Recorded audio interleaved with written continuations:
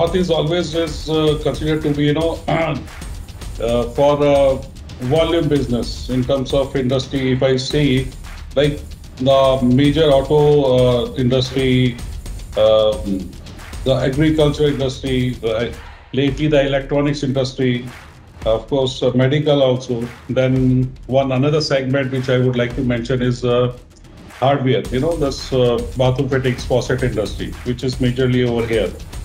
So I believe your industry is, of course, after COVID, the 2 years were lean, but after this thing, I believe now this agriculture this year has done quite well. So industry is going, and we as a Phillips, we already have our 3,500 installation across North India, I should say.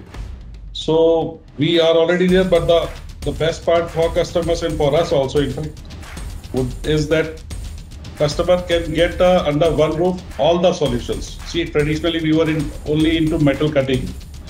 Then we added on the 3D printers also into our product basket. Now we have got metal forming also. So frankly, I should say, like anything related with metal cutting, forming, additive, we have got the solutions. So this is going to help customers because under one roof, with one window, they can have the complete solution for their products, for their processes.